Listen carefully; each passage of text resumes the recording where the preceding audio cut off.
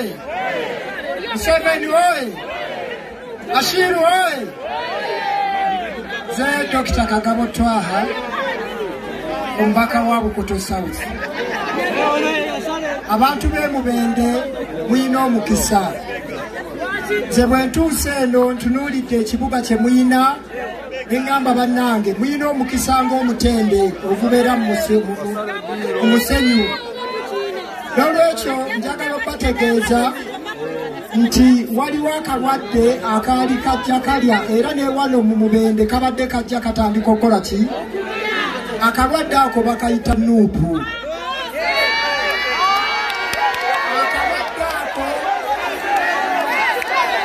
Akalwadde ako mbasaba mwegendereze. Kajja kubatawaanya enkulaakulana gye muyina y'amaanyi kajja kubatawaanya. Mubuulize tubannyonnyole.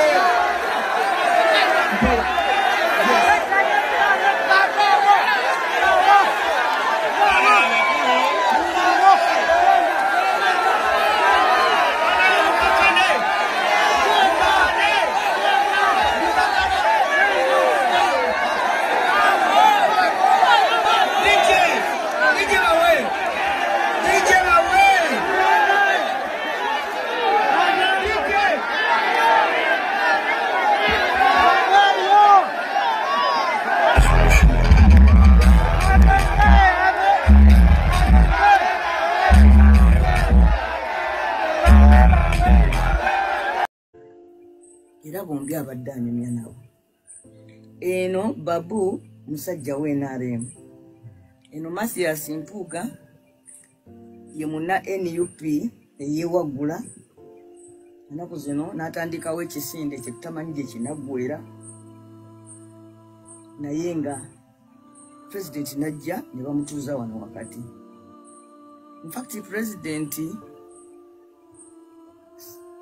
sagadde omulabire ku sayidi emu nti ku mukono gwo ogwa kkono ebadde etuddeyo Mpuuga. Naye ne ku gwa ddyo ebadde etuddeyo Babu. Naye nga kye tubaddemu eky'Obukristu ekya Buganda kitugasse. Ye muntu amanyi kubanga Pulezidenti waffe si abadde asalawo wa waatuula. Tebamaze kutwebuuzaako nga batugamba nti naatuulewo naatuulewa. Mwali kidani. Eyo yenteekateeka gye twasanzeewo era nga terina buzibu gye tuli. Kwabadde atudde ku lukalala okwo kubadde kuliko n'Oweekitiibwa Erias Lukwago. Olidde nga bw'ova ku Francis Babu nodda ku mukyala we mukyala Babu Ziwana Ntongo ng'odda ku Erias Lukwago. Era ne Uganda eno bwe tunaamala okuginunula nga Kyagulanyi yafuga, buli munnayuganda yenna ajja kubeera wa mirembe wakati mu ekyo kyakkiririzaamu.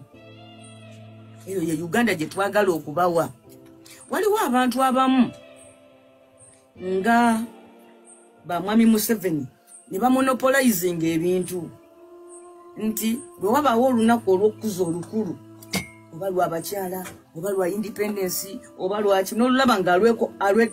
agamba tayagala balala balukuze ne Kololo babeerayo bokka n'abeNRM. Era gwe ne bamala bagamba nti nno independence ya Uganda banagikuliza Jjenja n'ondabayo nga nzize ne ntuulaawo kumpi ne Museveni enkya mukuba omutwe n'ambooza asaze eddiiro. Si bwe mukola okwetaawo ku lunaku lwa mefuganga ga Uganda. Kakati ye embeera embi mwami Museveni gy'asize mu ggwanga muno nti okubeera bannabyabufuzi okubeerako awamu kitegeeza nti omu aseeseetuza okuva ku nzikiriza ye. Ekigambo ekyatwawula ne Mukulu Mpuuga ensonga zaaliwo era ekibiina ne kimuwa amagezi ne kimugamba genda okole bwoti ne bwoti ne bwoti n'agaana. Mugamba kakati ekifo ky'obwa commissioner mu parliament tubadde tukusaba okikwasizzaake. Tusaba weetondere bannayuganda ku ssente zino era ozizzeeyo. Olidde era bwe bukeera ku makya n'agamba mama nange neekubye mutima ebyo ndaba bituufu. Ekifo kye weekiri mu ki NUP. all eyes on parliament. Ku parliament ya Uganda je tukyali, ku parliament je tukyali tugamba bannange boycott. Okitegera naye nga letunagenda eyo kansoke mpiteko keno watono munansonyiwa ka diversion kano nsabako ku forensics yabino ebifaananyi forensics mutwe ku forensics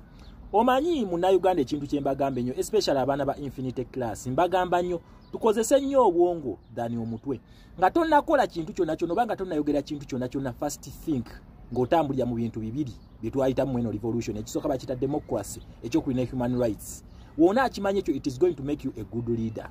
Ukitegere ekintu ekyo kati omusajja abasajja bana babiri bakuwe basabulwe oba tutambulirewo. Ukitegere ekintu ekyo so muna Uganda manye ekintu kye bayita leadership. Once you are elected into a leadership position togenda kukiikirira abantu bokka bakuwagira nedda.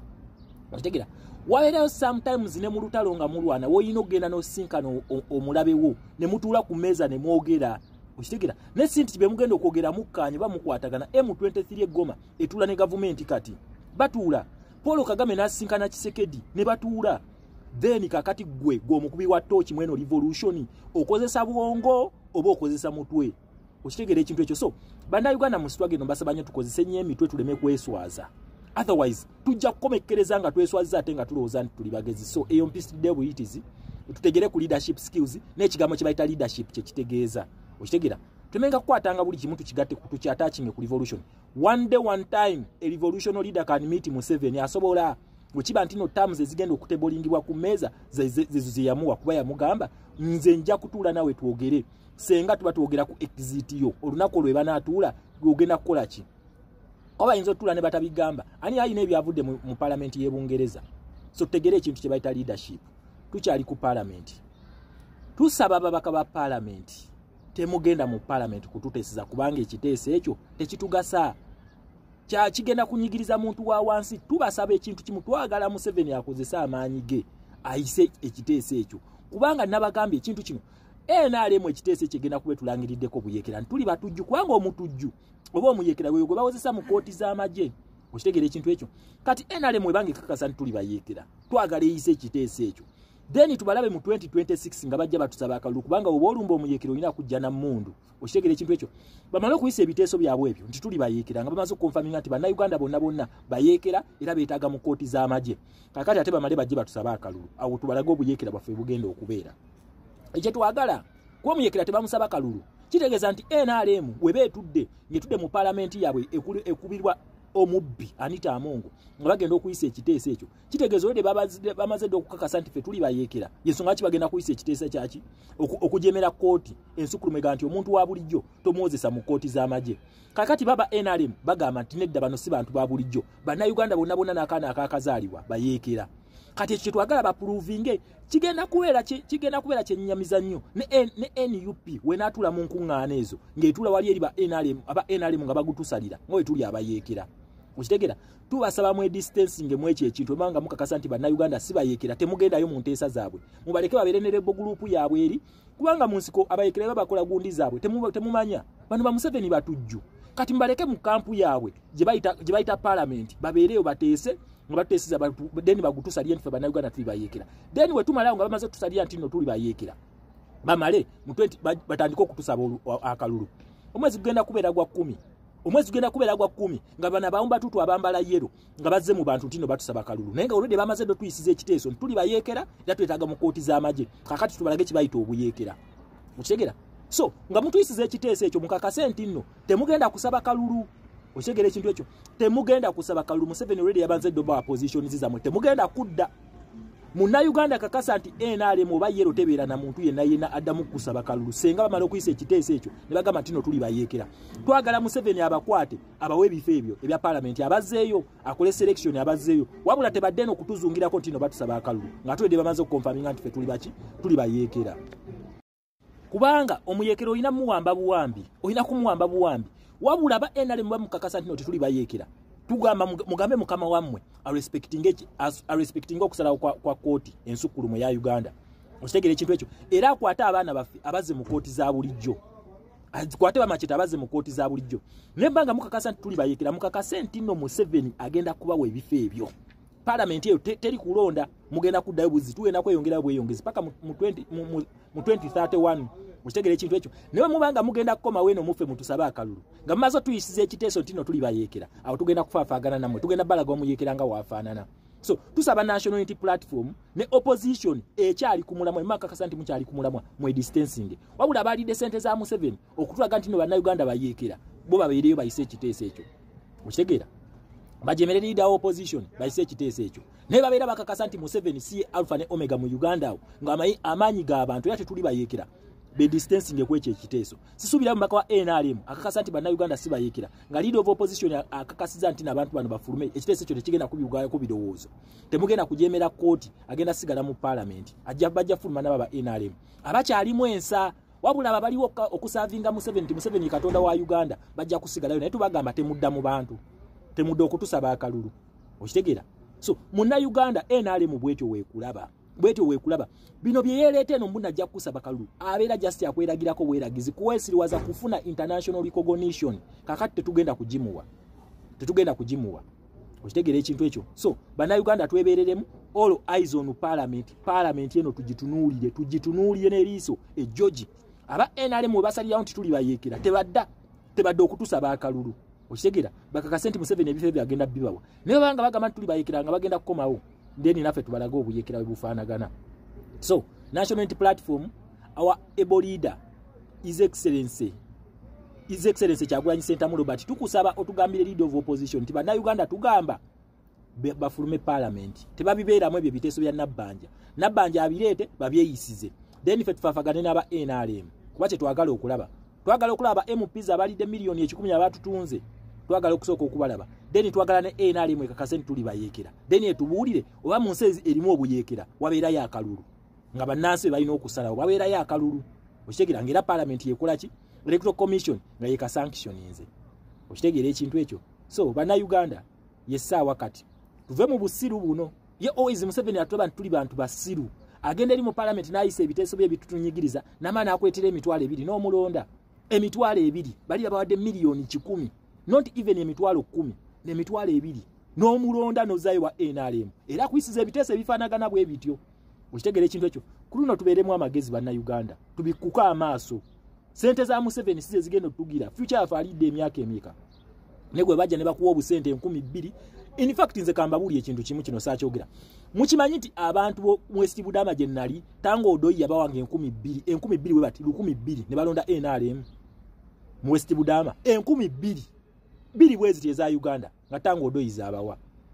okitegeera ekintu ekyo so bana Uganda yesawa tubeeremu ku magezi ku luno tuleme kuweera generation ensiru bavuuka bannaffe bali wala ensi ziri wala neffe tukyali tunulya Uganda weefaanana okyasobola okukyaza mukwano gwo okuva mu nsendera n'omugamba this is home no Uganda has to be home a home that we are proud of buli omu yeetaaga okubeera n'amakanga malungi nga galiko ekikomera so Uganda has to be that home ate ffe abagenda ogikyusa naye no Museveni ye wetunaba nti tulowooza kuba n'abakadde bano n'otunuulya Moses Ali nakati akyasaba kisanja kudda mu parliament takyasobola na kuyimirira bwati ku bigere bye wabula akyasaba kisanja that madness and stupidity so bana Uganda twebeereremu ku luno bana basajja baagala kutumanyira bumanyizi senga Museveni onatugira gwero obo ine emyaka 35 omwaka oguddako genda kuba tokyali muvubuka okulonda okuddako ogenda kubeera ng'oli mwana gwera ina 25 oguddako genda kubeera mu 3 okitegeera buli wookula omubiri gwo gunafuwa let us do this once and for all abaana baffe bajje batereze Uganda eyo ffe tugirwanire tumaleko nakyemalira then abaana baffe bakoleki bajje bagitereze Museveni yayisiza sente obukadde 10 lyabaka ba parliament okuyisa ekintu kino naye muna Uganda kino tekirina kukutiisa lwaki kubanga dictatorship eno kasita mugiteekako akazito last resort nakyemalira yokaluka gyabeera asigazza bagiyita militarization of the system nti akwata buli walemeddwa nti alaba tewakyali mirembe sente ziganye buli kimu kiganye agula abo abatono ab'omululu okumuyisizaawo ebyo byayagala okukola naye nga last tool dictator gy'abeera alina buli dictator agenda okugwa abeera yeesiga ki magye nti amagye gano gagenda instillinga fear oba creatinga fear mu bantu okusobola okukola ki okuyisaawo ebibye kooti mashine ebaddewo era Museveni abadde nga asibira abantu baffe mu kooti z'amagye naye olw'okubanga duty international pressure nakugamba foreign policy zino oyinza obutaziraba nga gundi yazo wezigira naye impact yeno ogiraba ku ebyo ebintu bye mubeera mutuuseeko due to the international pressure Museveni ekintu kyayagala okukola is to legitimize militarization gyagala okutandika oba militarism gyagala okutandika mu system okitegera ekintu ekyo ayagala agirage nti eririgo nenge ebintu bino bibaddewo nabagamba ebintu bino mu system bibeeramu ng'olwedde abantu bano babikola njagala obuuze Macheta aliriddawa tebamusibira mu kooti masho Bolivia tayaba neno tebali mu kooti masho okitegera Bobi Yanga tebali mu kooti masho ekintu kino weekiri naye kati ayagala kiwa legitimacy okugezaako okulaga international community ti ebintu byakola biri muki biri mu mateeka. This is the good news. Nabagamba mu system ya Museveni tetusobola kulwanyisa kintu ne tukimulemesa nga ye wakyagala kubanga asobola okukozesa factors essatu zakola ki zalina zabeera asigazza esooka nabagambe bagiyita kugula oba bribery nga we yakikoze n'aba million 10 factor eyokusatu kutiisatiisa then factor eyokunakutta naye factor eno factor eyokusatu kutta naye factor eyokusatu kati agigenda kitono due to the international pressure emuliko bye bino bye ngamba nti akalulu already kati kali recognized bamanyi nti candidate abjaba muitani his excellency Kyagulanyi n'Amerika batandise da campaign. This is a campaign bonje batandise okukola then ye Museveni last resort gyalina mu system ye kuleeta amagye buli gateeka buli wamu. This is the solution okitegera eno solution Joel Osenyonyi honorable our loop omubwati kikyensaba leero tusaba tukkirize tubeere ne responsibility fena nga bannayuganda okusobola okulwanyisa ekintu kino fena twerwaneko nga bannayuganda temutuleka out tukole ekintu bwe kiti ekintu kino wekyakolebwa Kenya under Daniel Arap Moi bannansi bonna beegattamu nga bakulembeddwa ababaka baabwe kiki bakola tuboycotting parliament kyensaba ennaku esatu ezo nabbanja wasubira okuleeta ekintu kino tuboycotting parliament tugenda kwachivinga ebintu bibiri. One, tugenda kulaga international community nti parliament eyo gundi deni ya Museveni kusalira mu ddeeyo era teri kintu kisobola kuyitawo nga kigasa muntu wa bulijjo nga Museveni takyagala wabula Museveni buli kyayagala ekikye akikolanga bwakyagala mu parliament okuba tukkiriza tugaane parliament eyo bagifandinga Bungereza egifandinga era system gye tulimu ya Bungereza egenda kubeera one of the achievement tugenda okulaga then okulaga international community who the dictator Museveni is nti asobola okuyisaawo ekintu kyonna okitegera ekintu ekyo nga wakyagala egenda kubeera golo yaffe esooka then ekyokubiri yawaddeyo ssente naye tunamanya babaka ba opposition ki abafunye ssente kakati olwaleero lead of opposition honorable Joel Osenyonyi senga ogamba nti nno nedda tufulume bino ebintu tebigenda kugasa bannansi tuddeyo mu constituency tutegeeze munnansi lwaki tufulumye parliament eno omuntu yenna alina anaagaana okuwuliriza tugenda tegeera ngu oyo ali omu ku bafunye miliyoni 10 ekya Museveni however much tetusobola kulemesa tteeka lino nga Museveni walyagala nekigenda kutuyambako ku exposing abo abalidde ssente za Museveni okitegera eyo naye egenda kubeera achievement ko bangi abasayiniza emikono gyabwe naye nga n'abamu ssente bazitutte naye senga lead of opposition olagira n'ogamba nti kati parliament tugifulume kino ekiteeka tekigenda kugasa bannansi anaalemerayo yo yakutte ssente za Museveni kubanga tumanyi ye Museveni tebamubba okitegera ekintu ekyo kati tusaba abantu baffe abali innocent baleme kubulira mu bana abangi bana abalidde nabo bajja kutuulawo kubanga mwenna muli mu parliament nabo bajja kutuula bagambe ffe tetwalidde ssente naye tetwabadde na numbers era twagala numbers zireme ku matali nga twagala Museveni akozesa ekintu kye bayita directive okuyisa ekiteeka kyekyo nga baffe tebabiriimu so tubadde tusaba ki muddeyo mu constituency musomesa abantu bano bagambe nti ekiteeka ekigenda mu parliament oba kibagenda okuyisako gwe munnayuganda kiri bwekiti ne bwekiti ye munnayuganda akinyonyoke ffe tujja kutandika ekintu kye bayita protest nga tukulembeddwa bamemba ba parliament bennyini naye ate bwe munaagenda mu parliament ne mulaga nti no mukiteesaako mugenda kuteekawo ekifaananyi okulaga nti no musobola okukirwanira mukilemese naye nga tukimanyi nti numbers tezibamata tezibafevalinga so tubadde tusaba ki for the first time tukikole nga bwe twakikola eggulu okitegera nga bwe kyakolebwa eggulu tusaba busabi ffe bannansi tetugenda kubanenya lwaki temwageze mu parliament ng'ekiteeso ekyo bakiyisa naye ate kigenda kutuluma nnyo singa munaagenda mu debate eyo kubanga tumanyi nti etteeka litandika olunaku lwe bagiteeka leo tufuna first reading then welijja ku debate ne mutateekawo debate twagala Museveni akozese directive orders zalina akozese n'obuyinza bwe yawa Anita Among bayise ekintu ekyo nga ffe bannansi naye tetwagala ate mubeeremu mu debate ate ku last minute muntu age nti no twafulumye nga bagenda okukiisa twabadde nga we yali kuteeka ly'emmwanyi leero tubasaba debate nayo temugyeta nabbanja olwanja ekiteeso ekyo ku parliament bwati ku flopa mufulume ebweru kyetusaba tetubalagira naye tusaba busabi then mukomewo mu constituency ffe ekyokukola tukimanyi Okitegera ekyokukola tukimanyi nkugambe tugenda kufuna ebintu bibiri tugenda kwambula Museveni tugenda kwambula parliament then kigenda nakutuyambako okujjayo okumanya abalidde sente za Museveni nga bali mu opposition kyatuyamba kiri okumanya lumu nti akolera Museveni okitegera kyatuyamba okumanya mapenduzi nga mapenduzi kati already yasayinze n'agenda mu NRM twakirabye kati ne kino kiri kyayambula lumu n'akabinja ke kakati ne kino kigenda kutwambulira abo abalidde sente fibanansi tugenda kuba tubalaba twagala leader of opposition olagire oludda opposition tulagala lukabo NRM ejjuze namba zerina then ekiyise ekiteese ekyo naye namwe munagenda mu parliament ne mutwaga nti waliwo debate namwe mugenda kuba mutuliddemu olukwe okitegera tubasaba namwe muzire ku parliament kubanga kati esaawa eno ekintu kyetukola bakita boycott and defiance kuzira na mputtu kati tubasaba emputtu temugiteeka mu bantu mokka namwe ababaka ba parliament mukole emputtu ku parliament eyo mufulume twaye Museveni ono wanaayise ekiteese ekyo oba wanaakiyisa nga akozesa NRM ffe bannansi tugenda kuba tumaze okufuna sigiro naye temuteekawo kadaka kati temuteekako kazikiza bwe bati kutulaga nti mulina kyemusobola okukolawo nga inakyo sense temulina kyemusobola okukolawo olwedde yakisasulidde dde ekyo yakisasulidde dakikolebwe namwe mwategedde kati mwe abataafunye sente tubadde tubasaba mufulume ebweru temubeera mu parliament muleke bali abasasuddwa okukola omulimu ogwo bakole ki bakole omulimu gwabwe nga Museveni yagubagambye ffe bannansi tulaba kubanga mu Uganda tukimanyi nti okusula gavumenti eno tegenda kubeera parliament kigenda kubeera buvunaanyizibwa bwaffe naye tubadde tubasaba namwe mutugondezeeko yes mutugondeze omulimu temutwaga nti wabaddewo debate kubanga debate ebeera ya side bbiri the opposing side and the proposing side katubadde tusaba debate eno ebeere kuba proposal okaba yes man bokaboka ba Museveni bebabeera bayise ekiteeso ekyo ffe bannansi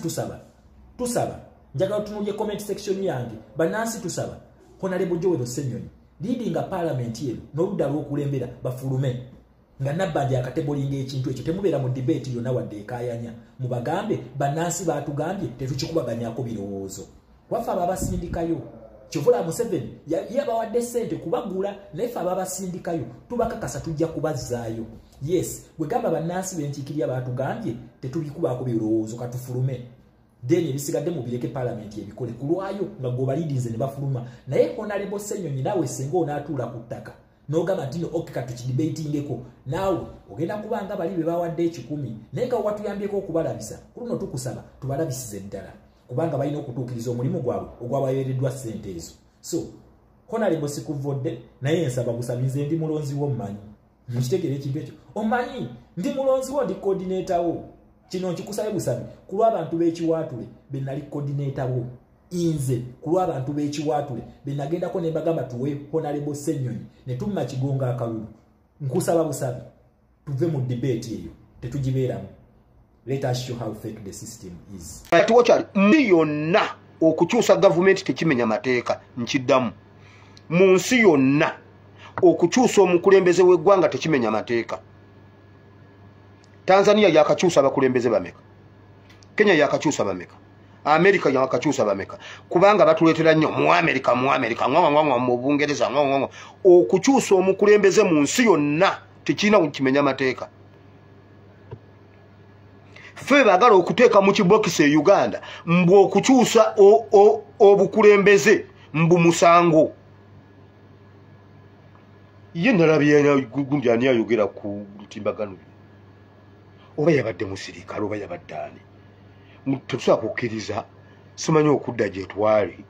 simanyi okukyusa naye nga baneringirimbuli walimumpira nga njagala besimu yange wansi ngenda okujjukira nga essimu yegenda okwatika guli ogusajja gundi ogubadde gwogera gusigale nga mweguli mu nsi yonna okukyusa obukulembeze tekimenya mateeka bagala kituteekamu e Uganda wabula ate bonga bwe bateekateeka mbw ate muhoozi yaddako iyi ate ekimenya amateeka oba kimenya amateeka ate muhoozi addako atya ate ng'okukyusa obukulembeze kimenya amateeka baagala batufuge njagala kwangu agenda mu kigambo kya Katonda era eno point eteeka okunkomya